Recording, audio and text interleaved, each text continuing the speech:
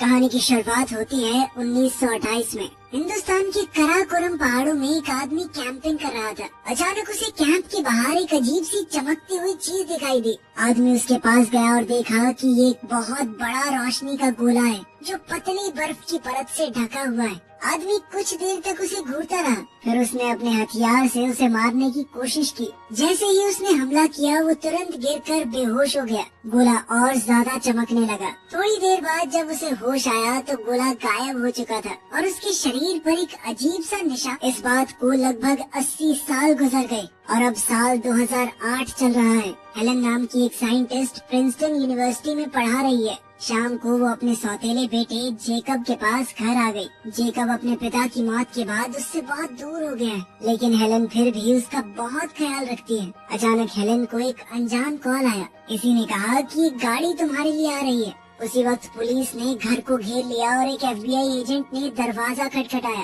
और कहा कि हेलन को अभी उसके साथ चलना होगा। वो हेलन को कुछ भी बताने को तैयार नहीं थे। हेलन जेकब को ऐसे ही अकेला छोड़कर नहीं जाना चाहती, पर तभी पड़ोस की औरत आ गई और हेलन ने जेकब को उसके पास छोड़ दिया। वो लोग हेलन को गाड़ी में ले गए, पर FBI एजेंट ने अभी भी कुछ नहीं बताया। थोड़ी देर बाद हेलन एक हवाई अड्डे पर पहुंची, जहां एक हेलीकॉप्टर मौजूद है। उसमें बहुत सारी अलग अलग फील्ड्स के साइंटिस्ट बैठे हैं। उन सभी को बिना कुछ भी बताए घर से उठाया गया था। थोड़ी देर में वो लोग न्यू जर्सी की लिनवुड मिलिट्री अकेडमी पहुंच गए। मिलिट्री ने सभी लोगों को अपने अपने फोन्स जमा करने को कहा। हेलन ने जल्दी से अपना फोन कपड़ों में छुपा लिया। उसके बाद उसका पुराना दोस्त माइकल उससे मिला। उसने हेलन का नाम जरूरी लोगों की लिस्ट में इसीलिए डाला क्योंकि हेलन फेमस डॉक्टर कार्ल के साथ काम करती है। माइकल ने सभी साइंटिस्टों को एक कमरे में बुलाया और पूरी बात बताई। एक अनजान चीज अंतरिक्ष से धरती की तरफ बढ़ रही है। अगर उसकी डायरेक्शन देखी जाए तो वो सीधा सीधा धरती से टकराने वाली है। उसकी स्पीड इतनी ज्यादा है कि उसे तबाह करना नामुमकिन सा है। तो अब गवर्नमेंट ने एक इमरजेंसी टीम बनाई है ताकि जब भी वो चीज क्रैश होगी उसके बाद की चीजों को संभाला जा सके। टीम के पास सिर्फ थोड़ा सा टाइम ही बचा है। वो चीज न्यूयॉर्क शहर के बिल्कुल बीच में क्रैश लैंड होगी, जिससे लगभग 80 लाख लोग मर सकते हैं।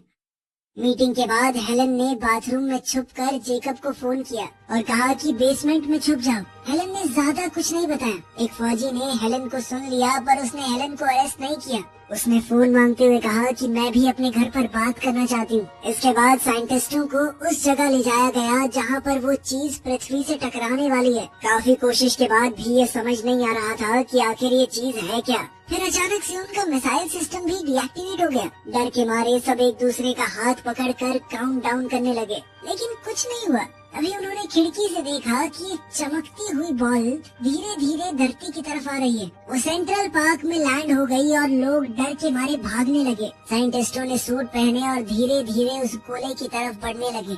सबको लग रहा था कि हवा में कुछ अजीब सी रेडिएशन है। पुलिस और मिलिट्री भी आ गई और पूरा एरिया घेर लिया। तभी स्फीयर से तेज रोशनी आई और एक एलियन बाहर निकला। हेलन उसके पास गई। एलियन ने भी हाथ बढ़ाया, पर जैसे ही हेलन उसके हाथ को छूने वाली थी, किसी ने गोली चला दी और एलियन हेलन की बाहों में गिर गया। फिर अचानक एक बहुत बड़ा रोबोट जैसा जीव उस गोले से बाहर निकला। उसने अपनी ताकत से पूरे एरिया की बिजली बंद कर दी और एक ऐसी आवाज निकाली जिससे सबके कान दर्द होने लगे। रोबोट ने उस एलियन को उठाना चाहा, पर एलियन ने अपने हाथ के इशारे से रोका और वो रोबोट तुरंत ही बंद हो गया। घायल एलियन को मिलिट्री लैब ले जाया गया। डॉक्टर्स को समझ नहीं आ रहा था कि आखिर इस जीव का इलाज कैसे करें। टाइम बर्बाद हो रहा था और एलियन की कंडीशन बिगड़ने लगी। हेलन ने कहा कि जल्दी से एक सर्जन को बुलाओ ताकि कम से कम गोली तो निकाल दें।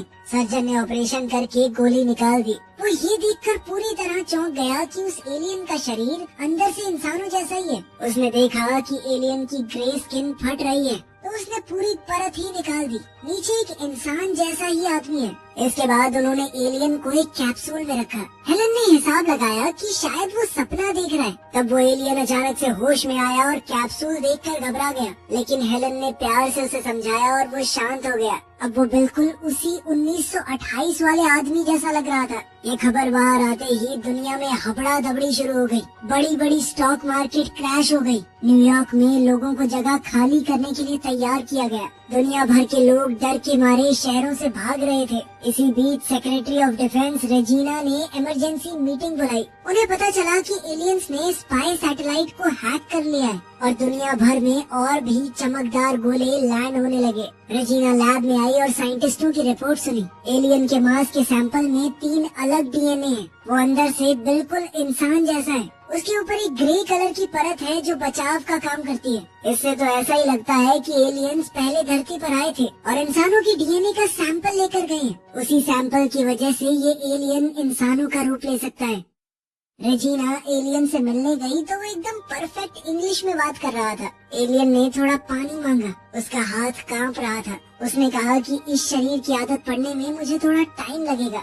रेजिना ने उससे कुछ सवाल पूछे लेकिन एलियन ने इग्नोर कर दिए। इसके बाद हेलन ने बड़े प्यार से पूछा तो एलियन ने जवाब दिया कि उसका नाम क्लाटू है और वो कई सारी सिविलाइजेशंस की तरफ से आया है। उसने यूनाइटेड नेशंस के साथ एक मीटिंग मांगी पर रेजिना ने इसके लिए मना कर दिया। ये सुनते ही क्लाटू ने कुछ भी और बताने से मना कर दिया तो रेजिना ने ऑर्डर दिया कि इसे सच बोलने वाला सीरम लगाओ और फिर एक सुरक्षित जगह पर ले जाओ पूछताछ के लिए। साइंटिस्टों का मानना था कि क्लाटू इंसानों के इतिहास की सबसे बड़ी खोज है। वो लोग उसे सीक्रेट सर्विस को देना नहीं चाहते, लेकिन रेजिना को लगा कि ये एलियन इंसानों के लिए बहुत बड़ा खतरा है, इसीलिए ये फैसला सेक्रेटरी ऑफ डिफेंस ले सकती है। माइकल और रेजिना आपस में झगड़ने लगे। तब हेलन ने बीच में आकर कहा कि वो खुद एलियन को इंजेक्शन देगी और सारे टेस्ट करेगी। हेलन को ट्रूथ सीरम की बोतल दे दी गई, पर फिर वो फार्मेसी में घुसकर एक नमक वाले पानी की बोतल छुपा कर अपने साथ ले गई। रेजिना ने क्लाटू को बताया कि उसे एक और ज्यादा सुरक्षित जगह पर ले जाया जाएगा।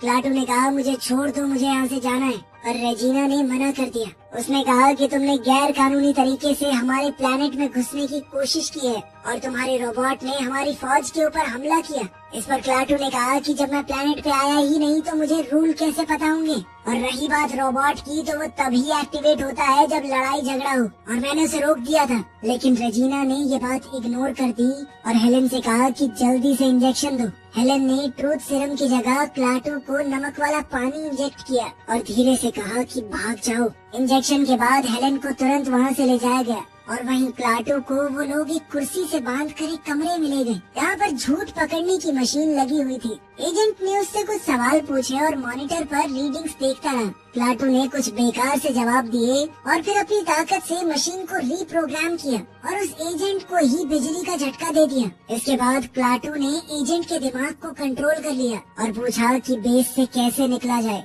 उसने एजेंट को अपना सूट उसे देने का ऑर्डर भी दिया। फिर क्लाटू ने सिक्योरिटी कैमरास को कंट्रोल करके सभी गार्ड्स की लोकेशन देख ली। उसने उसी तीखी आवाज का इस्तेमाल करके सबको बेहोश कर दिया। तभी अलार्म बज गया, लोग भागने लगे, लेकिन क्लाटू आराम से बिल्डिंग से निकल गया। इस बीच हेलन ने एलियन के मांस का एक सैंपल चुरा लिया। रेजिना ने सभी फोर्सेस को ऑर्डर दिए कि जल्द से जल्द उस एलियन को पकड़ो। जल्द ही क्लाटू ट्रेन स्टेशन पहुंच गया। वहाँ भी बुरा हाल था क्योंकि बहुत सी ट्रेन कैंसिल हो गई थी। क्लाटू को अब भूख लगने लगी क्योंकि उसका आधा शरीर तो इंसान का था। उसने अपनी ताकत का इस्तेमाल करके वेंडिंग मशीन से एक सैंडविच निकाल लिया। एक छोटा बच्चा उसे देखकर हैरान हो गया। अब क्लाटू ने लोगों को थोड़ा ऑब्जर्व करना शुरू किया और देखा कि लोग थोड़ी देर रुकने पर ही गुस्सा हो जाते हैं। अचानक क्लाटू को चक्कर आया। वो बाथरूम गया और देखा कि उसका खून बह रहा है। फिर वो अचानक ही बेहोश हो गया। कुछ घंटों बाद हेलन को फोन आया कि स्टेशन में एक पेशेंट उससे मिलना चाहता है। हेलन को समझ आया कि जरूर ये एलियन ही होगा। हेलन तुरंत स्टेशन पहुंच गई और क्लाटू को उठा लिया। गाड़ी में जेकब भी है जो काफी बुरा बर्ताव कर रहा था। क्लाटू ने हेलन से कहा कि मेरे ऊपर जो ग्रे से कलर की परत थी वो है तुम्हारे पास। इस पर हेलन ने हाँ में जवाब दिया। जैसे ही क्लाटू ने वो परत अपने घाव पर लगाई, घाव अचानक से ठीक होने लग गया। उसी वक्त मिलिट्री ने रोबोट के ऊपर हमला करने की कोशिश की, लेकिन रोबोट खतरा महसूस करते ही एक्टिवेट हो गया। उसने पूरे मिलिट्री सिस्टम को अपने कंट्रोल में ले लिया और कुछ ही सेकंड में सब कुछ तहस नहस कर दिया। आर्मी उसके खिलाफ कुछ भी नहीं कर पा रही। हेलन क्लाटू को लेकर एक खास रूट पर गाड़ी चला रही थी, बिल्कुल वैसे ही जैसा क्लाटू ने कहा था। जेकब ने देखा कि सब लोग शहर छोड़कर भाग रहे हैं। वो एलियंस की तरफ अपनी नफरत भी जताने लगा। उसने कहा कि एलियंस को खत्म कर देना चाहिए। क्यों आए ये लोग हमारे प्लेनेट पे? अगर मेरे पापा जिंदा होते ना वो लड़ते उनसे।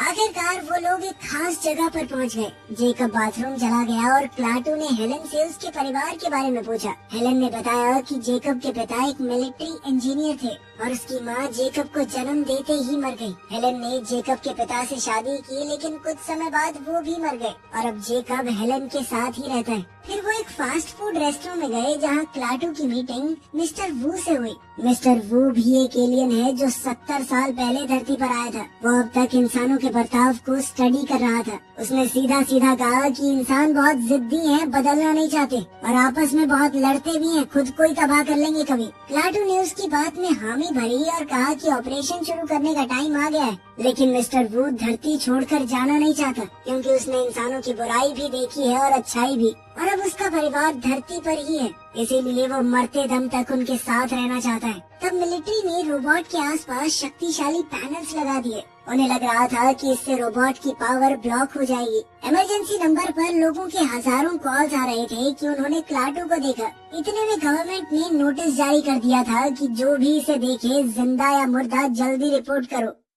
उधर हेलन, जेकब और क्लाटू न्यू जर्सी की तरफ जा रहे थे। जंगल में पहुंचकर क्लाटू ने हेलन से कार को रोकने को कहा और फिर वो जंगल में पैदल चल दिया। हेलन भी उसके पीछे गई और जेकब को वहीं रुकने को कहा। जल्द ही हेलन ने अजीब से कीड़ों का झुंड देखा। जब वो नदी तक पहुंची तो क्लाटू पानी को देख रहा था। अचानक एक चमकदार गोला नदी से बाहर आया और क्लाटू ने इमरजेंसी प्रोसेस एक्टिवेट कर दिया। इससे दुनिया भर में जितने भी गोले आए थे सभी एक्टिवेट हो गए। हेलन चौंक कर वापस गाड़ी की तरफ गई। जेकब को कहीं न कहीं डर था कि हेलन क्लाटू से शादी कर लेगी और फिर उसके पिता की जगह क्लाटू आ जाएगा। हेलन ने कहा कि ऐसा कुछ नहीं होने वाला, पर जेकब ने उसकी बात नहीं सुनी और चिढ़कर जंगल में भाग गया। हेलन उसके पीछे गई और उन्होंने पेड़ों के बीच एक चमकदार लाइट देखी। ये सभी गोले पृथ्वी छोड़कर जा रहे हैं। सिर्फ एक ही गोला पृथ्वी पर बचा, जो कि खुद क्लाटू का है। क्लाटू वापस आया और कहने लगा कि मुझे शहर ले चलो। इस पर हेलन ने पूछा, क्यों, वहाँ क्यों जाना है? तब क्लाटू ने बताया कि इंसान धरती को तबाह कर रहे हैं। इस पूरे ब्रह्मांड में पृथ्वी जैसे प्लेनेट बहुत कम है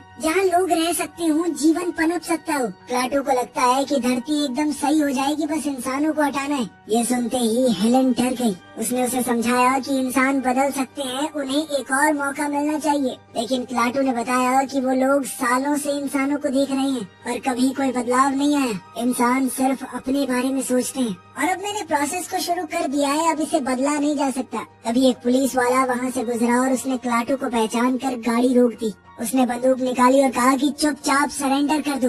जेकब ने क्लाटू से कहा कि पुलिस वाले को नुकसान मत पहुंचाना और क्लाटू ने कहा कि चिंता मत करो, दर्द बहुत कम होगा। और एक हाथ हिलाते ही उसने हेलन की गाड़ी को पुलिस वाले पर धकेल दिया, जिससे पुलिस वाला दब गया। जेकब डर गया, पर क्लाटू ने तुरंत अपनी ताकत गाड़ी के अंदर डाल दी और उसका इस्तेमाल करके पुलिस वाले के दिल को झटका दिया, जिससे पुलिस वाला दोबारा जिंदा हो गया। क्लाटू ने समझाया कि मैं उसे मारना नहीं चाहता, बस रास्ते की रुकावट हटा रहा था। हेलन को अभी भी लग रहा था कि अगर क्लाटू चाहे तो सब कुछ रोक सकता है, इसीलिए उसने कहा कि मैं तुम्हें एक ऐसे आदमी के पास ले जाऊंगी जो तुम्हारा दिमाग बदल देगा। इस वक्त सीक्रेट सर्विसेज के लोग उन गोलों को समझने की कोशिश कर रहे हैं जो धरती से ऊपर गए हैं। वीडियो में उन्हें पता चला कि वो चमकते हुए गोले धरती के क्रीचर्स को स्पेस में ले जा रहे हैं। रेजिना को समझ आ गया कि ये गोले ऐसे जीवों को लेकर जा रहे हैं जिनके बिना जीवन असंभव हो जाएगा और इसका सीधा मतलब है कि धरती पर कुछ बहुत बुरा होने वाला है। मिलिट्री ने उस बड़े से रोबोट को एक अंडरग्राउंड साइलो में रख दिया। पूरी धरती पर दंगे शुरू हो गए।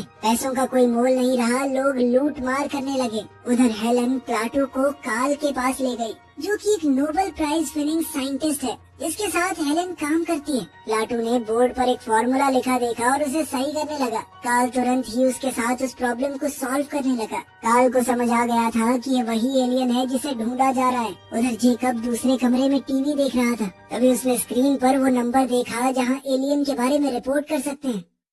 लिविंग रूम में काल ने क्लाटू से पूछा कि तुम्हारे लोग कैसे आज तक बचे हुए हैं? तुम नहीं लड़े आपस में? क्लाटू ने बताया कि हमारा सूरज मरने लगा था, इसीलिए हमें बदलना पड़ा। इस पर काल ने कहा, तो ये बदलाव तभी आया ना जब तुम्हारी जिंदगी खत्म होने वाली थी। और इंसान भी अब अंत के बिल्कुल करीब पहुंच चुके हैं, इसीलिए थोड़ा वक्त तो हमें भी मिलना चाहिए। इस बात ने क्लाटू को सोचने पर मजबूर कर दिया और तभी वहाँ एयरफोर्स हेलीकॉप्टर्स आ गए। क्लाटू, हेलन और जेकब जल्दी में घर से भाग गए। बाहर जाते वक्त कार्ल ने हेलन से कहा कि एलियन के दिमाग को बहस या बातों से नहीं, इंसानों की हरकतों से बदला जा सकता है, यानी उसे दिखाना होगा कि इंसान बदल सकते हैं। वो तीनों जंगल में छुपने की कोशिश कर रहे थे, पर जेकब अचानक से खुली जगह में जाकर हेलीकॉप्टर की तरफ हाथ हिलाने लगा। वो साथ साथ चिल्ला भी रहा था कि इधर देखो, यहाँ आए हम। उसने बताया कि मैंने ही फौज को कॉल किया है, क्योंकि अगर उसके पिता होते वो भी यही करते। एलियन के लिए देश से गद्दारी नहीं करते वो। इस पर हेलन ने दुखी होकर कहा कि तुम्हारे पिता नहीं है अब यहाँ,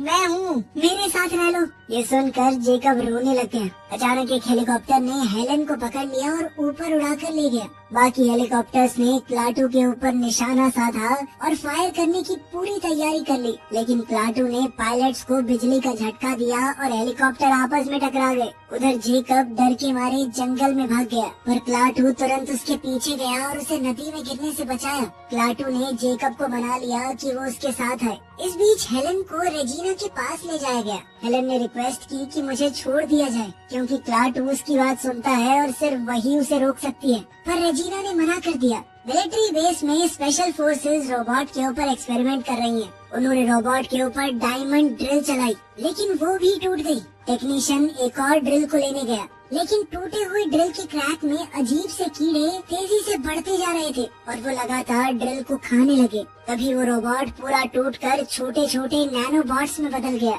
छोटी छोटी कीड़ों जैसी मशीन जो सब कुछ खाने लग गई। खिड़कियाँ टूटने लगी, लोग भागना चाहते थे, पर बेस पूरी तरह से सील था। कुछ ही पल में सब लोग धूल में बदल गए और पूरा बेस तबाह हो गया। मिलिट्री ने रेजिना को रिपोर्ट दी कि नैनो बॉट्स को तबाह करना उनके लिए नामुमकिन है। अगर मिसाइल वगैरह चलाई गई तो वो कीड़े और ज्यादा बढ़ जाएंगे। अब वो बादल सा बनकर हर दिशा में फैल रहे हैं और अपने रास्ते में आने वाली हर चीज को तबाह कर रहे हैं। जब एलियन बग्स एक बड़े स्टेडियम तक पहुँचे तो पूरा स्टेडियम कुछ ही सेकंडों में मिट्टी बन गया। ये देखकर रेजिना को समझ आ गया कि वो लोग कुछ नहीं कर सकते, इसीलिए उसने हेलन को छोड़ दिया ताकि वो ही क्लाटू से बात कर सके। माइकल भी उसके साथ गया।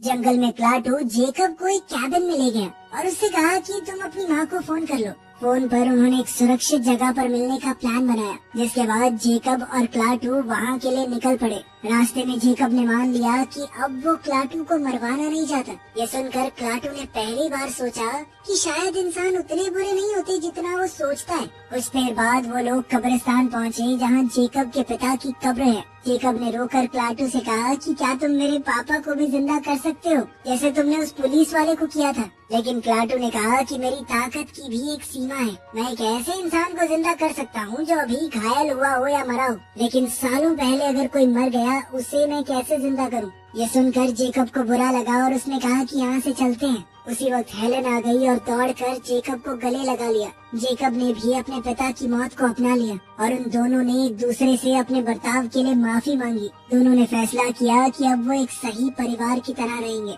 ये सब देखकर क्लाटू को समझ आया कि इंसानों के अंदर भी प्यार और अच्छाई है और उन्हें एक और मौका मिलना चाहिए। हेलन ने वादा किया कि इंसान बदलेंगे, तो क्लाटू ने कहा कि वो नैनोबॉट्स को रोकने की कोशिश करेगा। उधर नैनोबॉट्स का वो बादल न्यूयॉर्क को पूरी तरह से खा रहा था। लोग, बिल्डिंग, गाड़ियाँ, सब कुछ खत्म हो रहा था। रेजिना ने प्रेसिडेंट से कहा कि हम इस सारी परेशानी को प्यार से संभालने की कोशिश कर रहे हैं, लेकिन प्रेसिडेंट ने घबरा कर कहा कि नहीं, उनके ऊपर हमला करते रहो, वो एलियन खतरनाक हैं। हेलन, जेकब, क्लाटू और माइकल जल्दी से न्यूयॉर्क वापस गए, जहां वो आखिरी गोला मौजूद है। रास्ते में मिलिट्री ने रास्ता रोक रखा था, पर क्लाटू ने माइकल को सीधा गाड़ी चलाने को कहा। पहले तो फौजियों ने उनका पीछा किया, पर फिर बाद में रुकने का ऑर्डर मिल गया। वो लोग सेंट्रल पार्क पहुँचे और देखा कि पूरी मिलिट्री और साइंटिस्ट वहाँ से गायब हो गए हैं। तभी एयरफोर्स ने बमबारी चालू कर दी। उनकी गाड़ी उलट गई और एक बड़ा आग का धमाका हुआ। इसमें माइकल मारा गया, पर हेलन, जेकब और क्लाटू बच गए। नैनोबॉट्स उनके एरिया में आ गए और गाड़ी को तोड़ने लगे, तो क्लाटू हेलन और जेकब को लेकर उस गोले की तरफ बढ़ा, लेकिन नैनोबॉट्स के वो बादल पूरे आसमान में छा चुके थे। तीनों मौका देखकर एक पुल के नीचे छुप गए।